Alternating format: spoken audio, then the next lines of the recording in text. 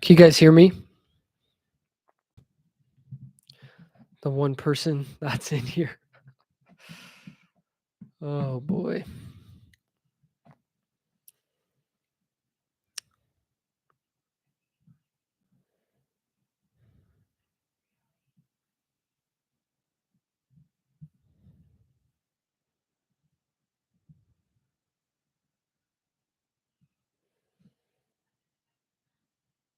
Can you guys hear me okay?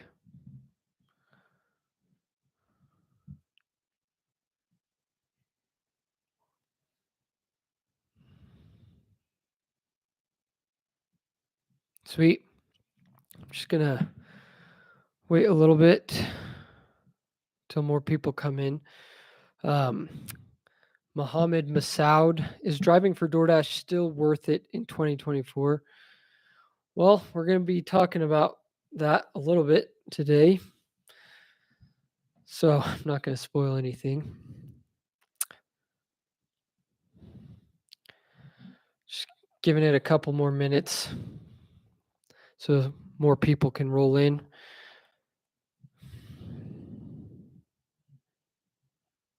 We got some good stuff in this live stream. Gabriel Durai, how come Grubhub pays more? Any idea? I'm not sure, honestly. I think they just I don't know. I really have no idea. I think they suggest for their customers to tip higher. Julia Hubert, I just started making deliveries because of your videos. Oh, that's awesome. That is awesome. Gabriel again, has that been my experience? I mean, I haven't done Grubhub or used Grubhub to order food or anything like that in so long, literally months or years actually. I literally can't remember. Just giving it until 6 o'clock because that's when I was supposed to go on. I kind of hopped on early, so we'll give it a couple more minutes till we get into things. How's everyone doing? Anyone making good money out there?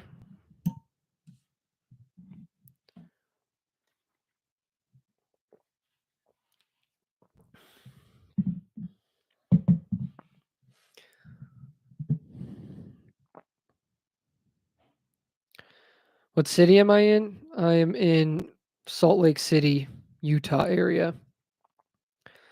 Author DJ Siegel, Blake, you were right when you said have a 95% acceptance rate to get really good offers. Got 2 good ones today, or great ones today. Oh, that's awesome. Jesse Rico, what's up, man, from California? What's up, Jesse? Jim Corona the second, my short answer, yes, most of the time I still hit $200, 8 to 9 hour shifts, but definitely different from when I was expecting 225 to 250 and go home early. All right, well, it is 6 o'clock now, so I guess we'll just get going. So, welcome to episode 2 of Motivation Mondays. Like I said, I'm trying to do this every single Monday, but might be a little bit difficult here because I might be having my first kid on Wednesday. So we'll see. I might miss next Monday depending on what's going on with my wife and the baby. So, but today we're talking about once again DoorDash Pay. And last week I was kind of downer, I guess, and I tried to leave you guys with some uplifting things, but today is going to be more focused on the motivation stuff because it's just important that even in the downtimes of DoorDash, we still got to stay positive. And so to start off every motivational Monday, what I'm going to be doing from here on out is just giving a motivational quote that I found throughout the week that I really liked and that has helped me. So I actually have 2 of those today. and we're going to get into why I chose these specific quotes. They're both from Alex Hormozy, who, if you guys don't watch, definitely check him out because I think he gives the best business advice on YouTube. But the first one, let's see if I can pull it up here. All right. First quote is create flow, monetize flow, then add friction. So, what does that mean exactly? Well, essentially, what I take from this is that you want to just figure out something that you can find your flow state in, something that you can get lost in, something that you really enjoy doing, and you kind of just time doesn't exist when you're doing this specific thing. I think that's what he's meaning by create flow. And then next, it says monetize flow. So, whatever that thing is that you enter that flow state in, figure out a way where you can monetize it.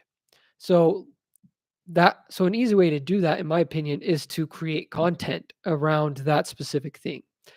That would be one really easy way. But there's a bunch of other different ways to do that as well. So figure out what you're really good at, try and monetize that specific thing. And then he says, then add friction, which to me, that means try and grow from there. By adding friction, it's going to help you grow in that specific area. So that's just something I liked because in this live stream, I want to talk about taking control of our DoorDash pay.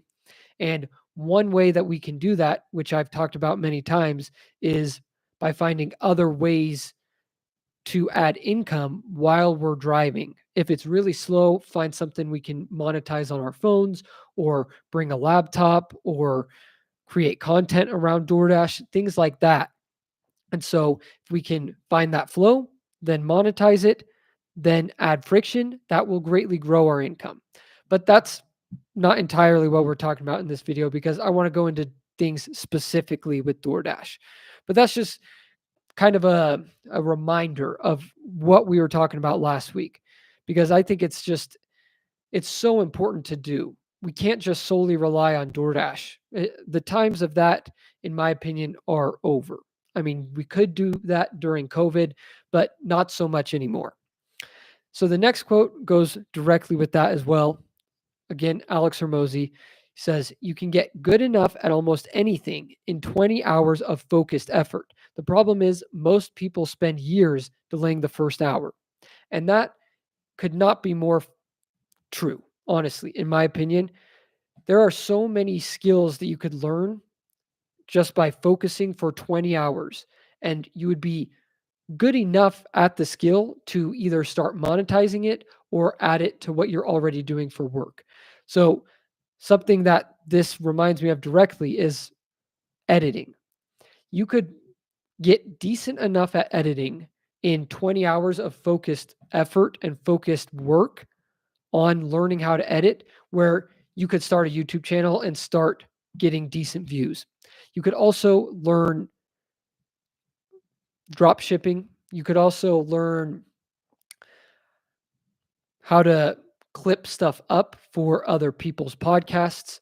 You couldn't get your real estate license in 20 hours, but you could also think about things in terms of that. So any skill that you can figure out how to market, or even that thing that you can find a flow state in, take 20 hours of focused effort and figure out how to monetize that.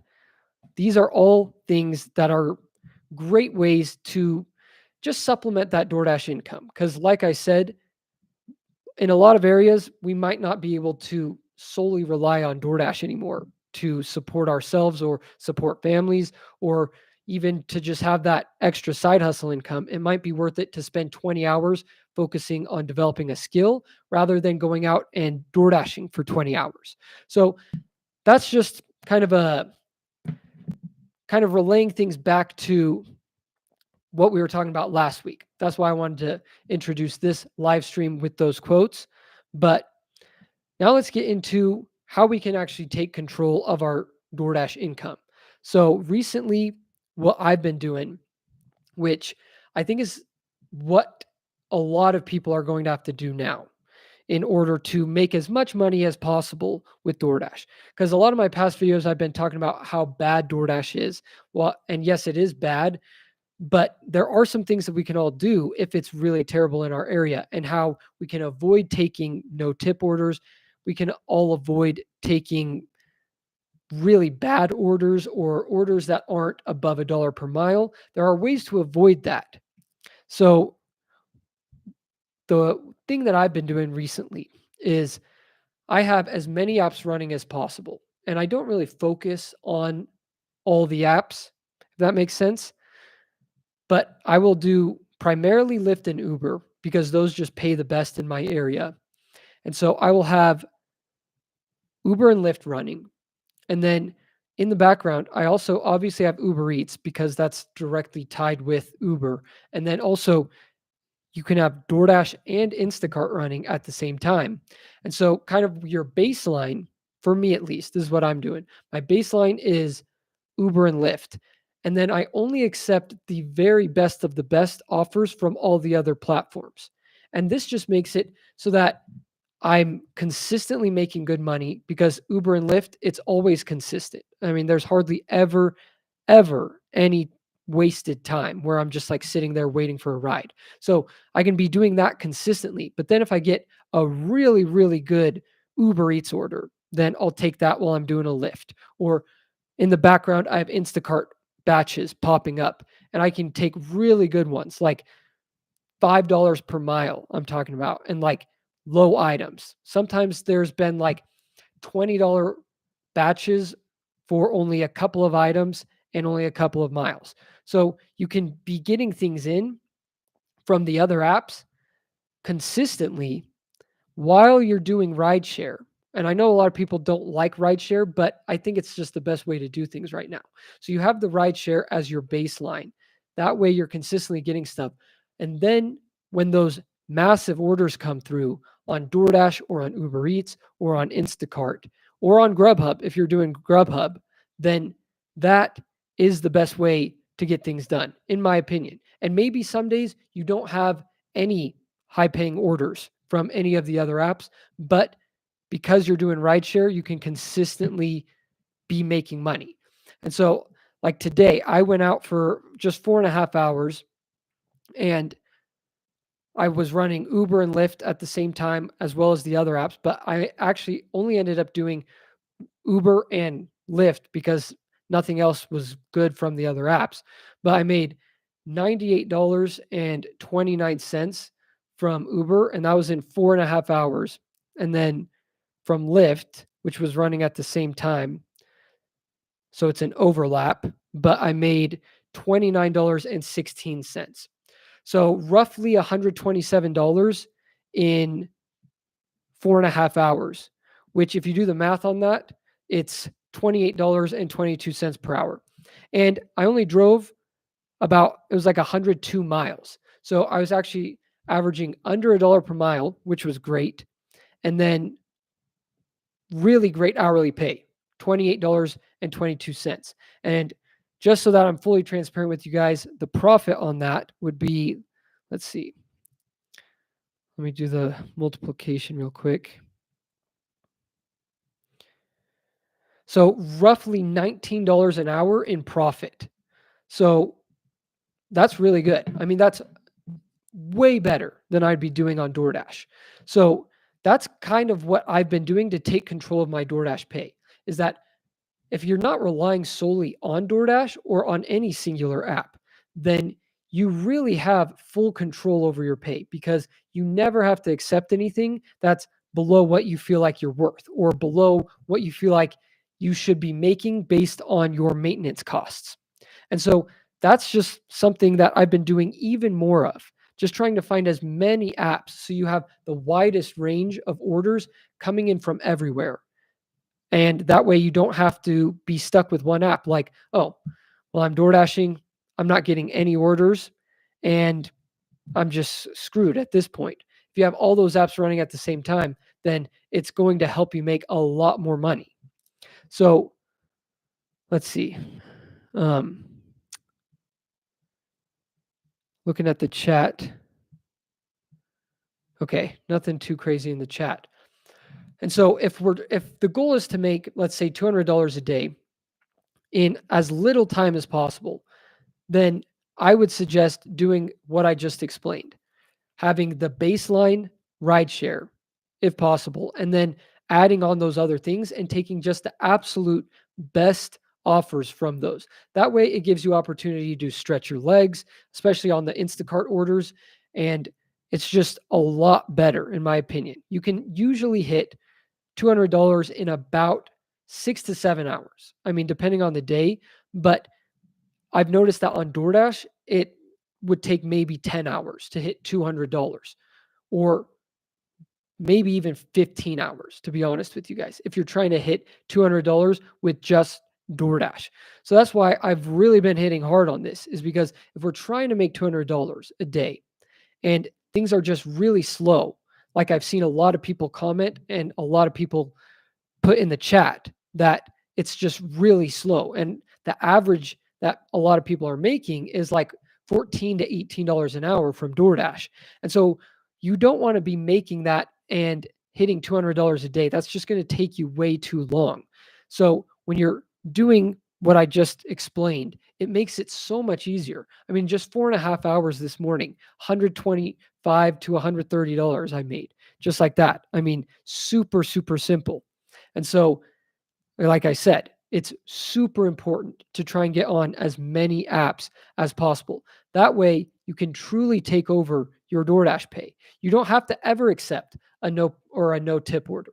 You don't have to get your acceptance rate up to a certain thing to have Top Dasher. Even though I would suggest to still try and have Top Dasher, just so you don't have to worry about scheduling. And if you're going to be multi-apping, I think it's a lot easier to be a top dasher because then you can go to whatever zones you want. But if you're not a top dasher, then it makes it really hard to multi-app, because if you leave your zone, then you can't really cancel your shift and get on a new one in most areas. So I would suggest to still be that top dasher, have that 70% acceptance rate, but you don't have to. You definitely don't have to. And you could accept Uber or Lyft or Instacart or Uber Eats rides just within that DoorDash zone as well.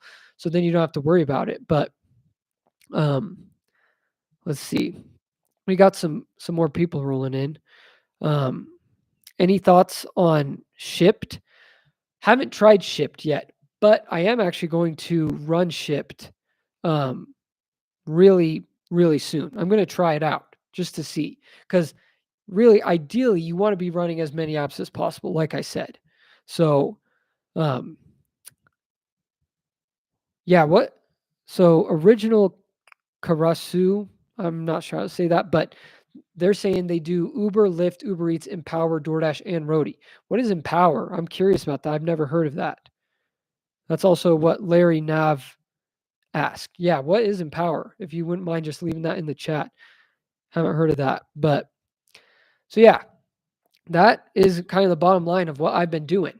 And I don't want us to get discouraged, because I do think that DoorDash is going to get better eventually. I don't know how long it's going to take, but there's still a lot of money to be made in the gig space. So if you're feeling discouraged and you're like, man, I just don't know what to do, DoorDash just isn't cutting it, I'm not making enough to support myself, I'm not able to support my family anymore on this, I'm having to get a W-2 job, which in my opinion, I never want to do. I never want to have to get a W-2 job. So that's why I'm always going to be talking about things that we can do as a community to make sure we don't have to resort to that if we don't want to. I don't want us to feel like we have to get a W-2 job because we just feel like there's no more money to be made. So that's why I'm coming on here and saying there is a lot of money to be made. You can make $200 a day, and you can really make $150 a day profit probably if you're really utilizing all of these things that I'm talking about. So that is the main goal, is to still be able to work when we want, still make good money so that we can support ourselves, support our family, and all of that. That's the bottom line. And so that's why I like talking about other ways that maybe aren't necessarily directly working with gig apps, but things you can do to make money that you're still self-employed with, like creating content or getting your real estate license or trying to start one of these things. And that's why if you missed what I talked about at the beginning, I'll just reread those quotes. So at the beginning of this stream, I gave 2 quotes from Alex Hormozy for those of you who missed it. The first one was create flow, monetize flow, then add friction. The second one was you can get good enough at almost anything in 20 hours of focused effort. The problem is most people spend years delaying the first hour. So that's why it's so important. We got to add in as many things as possible, because what I talked about in the last live stream as well is that you don't want gig work to be your only thing either. Even if you're making, let's say, $150 in profit every single day, you don't want gig work to be the only thing that you're doing, because it's not building towards anything. You want to be either investing some of the money that you're making while you're out on the road, or you want to be doing things that build for the future as well. Like I've talked about in the past, there's a lot of different things that you can do either on your phone or bring a laptop or whatever it is, learn certain skills while you're out dashing, things like that, that build towards the future, because you don't want to be dashing or doing gig work for 5 years and then you just can't make any money from it anymore. And you have nothing to show for those 5 years. Because at a normal job, you would have work experience. You might have a 401k match. You might have all these different things that don't come with being a gig worker. So that's why it's so important. That's why I continue to talk about it, which, sorry if it gets repetitive, but these are just the things that I'm doing. These are the ways that I'm making as much money as possible. And so that's what I'm trying to share with you guys. Let's see. We got Cardi Fans United. I do Instacart and rideshare. No problem hitting my weekly goals here in LA. Great job. That's awesome. Yeah, rideshare and Instacart. That's, in my opinion, that's like one of the best, or probably the best way to multi-app. But I know a lot of people like food delivery. So let's see. Empower is the best rideshare app ever. If all passengers knew them, Uber would be done. Empower charges drivers a sub fee per month and no high commission like Uber. That's interesting. Let me look up the Empower app. I've never heard of that before.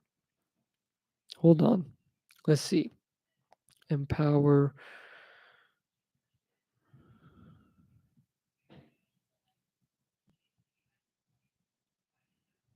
Oh, interesting.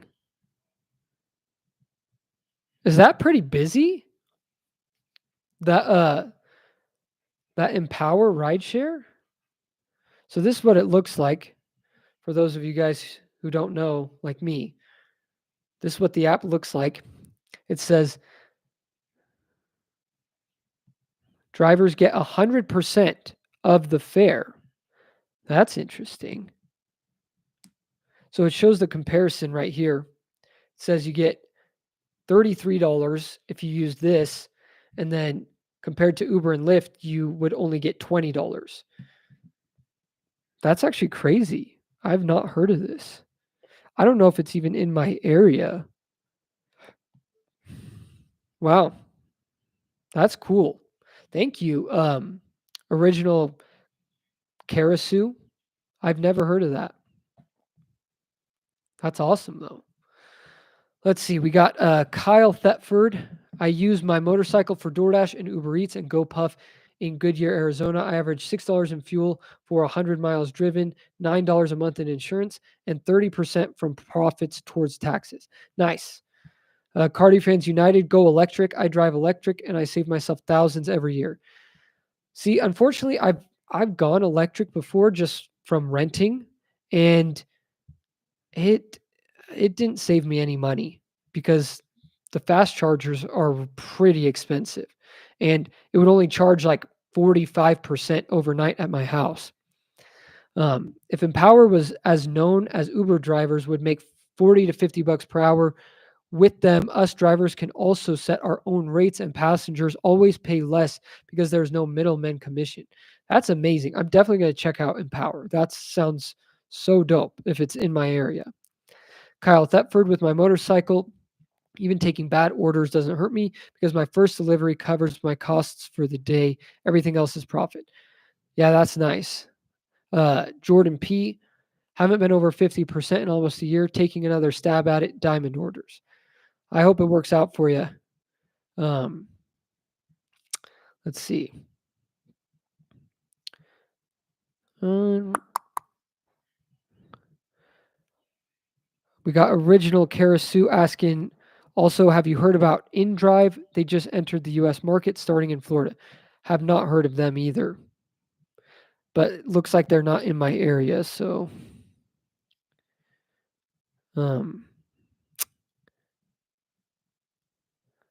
got Larry Nav again saying DoorDash isn't doing well for me. Uber Eats seems to be consistent for me. Joshua Cioboda, I think. What do you think the best video editing software is? Well, that's tough. That's a tough question to answer. I think the best all around, if you're a beginner, is CapCut because it's pretty user friendly. There's a lot of tutorials on it and it's pretty cheap. There's a free version of it as well. And you can basically do everything. And there's a ton of presets. So you don't have to know a lot. So that's what I would suggest is CapCut. But iMovie also works really well too if you just partner iMovie and Photoshop. So you can also do that. My market is really slow right now. No one has money to order. So in my opinion, Leo SG61, there's plenty of orders out there in your area. It's just probably oversaturated because on DoorDash's earnings statements, they are showing record high number of orders. So it's probably not that no one has the money to order. It's probably the oversaturation. Ethan Long, I never get any orders in my area and only trash orders. Yeah. So that's what I'm talking about. I don't know if you guys just joined the live stream, but that is the whole reason I'm talking about this is if your car will allow you to do rideshare and you're not afraid of it, then definitely check out rideshare. Have that your base. Run DoorDash, Uber Eats, and Instacart in the background and only accept the great orders off of those platforms because every single ride on Uber and Lyft is going to be the same, basically, essentially, because the algorithm is completely different. So you can have that as your baseline and then only accept the great orders off of the other platforms. That way you can average less miles per dollar and also be making consistent money because Uber and Lyft are way less saturated than the food delivery apps. So let's see. I'm only going to be going for a couple more minutes, just so you guys know. I got a doctor's appointment.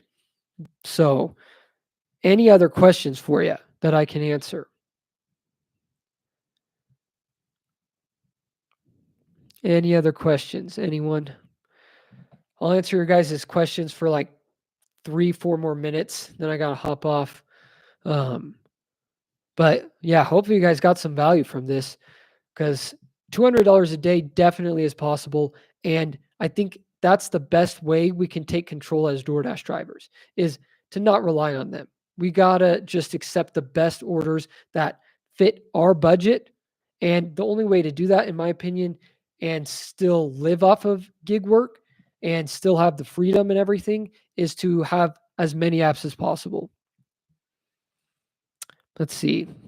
We got, I don't know how to say that name, but will you make an updated video on how to get reactivated on DoorDash? I tried your old method, but it didn't work. Yeah, so they've cracked down really hard on reactivations from what I understand. And yeah, that video that I made, I think it's almost been a year now. Some of those things definitely don't work. So I would try just calling DoorDash support and trying to get your account reactivated, see if they can expedite your case. And that's a way I've heard Dashers getting back on. But if they don't do that, then I don't know if you're able to get back on. It's tough right now. They just have so many people wanting to dash and the markets are already oversaturated. So, has anyone else heard of Fair Eats? Supposedly a Canada started. Have not heard of that. Corey M. Does amount of lifetime DoorDash deliveries matter? No, not at all. Not at all. I mean, I got deactivated after having like over 10 or 15,000 deliveries. I mean, they really don't care how many lifetime deliveries you have. In fact, I think it actually works for your detriment if you have more lifetime deliveries. Alex Mirik, I make $200 a day in about 9 hours. Nice. That's awesome. See if you see if you can get that down to 7 hours if you try out what I talked about in this live stream. Because I really think it's possible. I mean, in 4.5 hours, I made $130 today, and it's a Monday. Russell Worth, why do they always tell me to confirm order before they hand it to me? It's because DoorDash has had a long history of having orders stolen. So that's just something that restaurants do now. So, yeah. Also, on Saturday, things were great. If you guys don't run Instacart on Saturdays, definitely start running Instacart on Saturdays. It was so busy for me last Saturday. And I know it's kind of a holiday weekend because of St. Patrick's Day, but it was great. And so rideshare, food delivery, and shopping on a Saturday, you should be able to hit over $300 if you go out for like 10 hours. What the heck is up with DoorDash lately? Now you can get a contract violation for being late for pickup. Yeah, that's actually always been a thing. You've always gotten a contract violation for being late. I guess it just depends on how late you're talking. I know it was always 10 minutes, but maybe they've shortened it. I'm not sure. Yeah, if you have 2 violations on your account, you definitely gotta be careful. All right, any last questions? How do you find out if you got a violation? It'll tell you. It'll pop up in the app. It's actually hard to miss if you got a contract violation. Any other questions I can answer real quick before I go?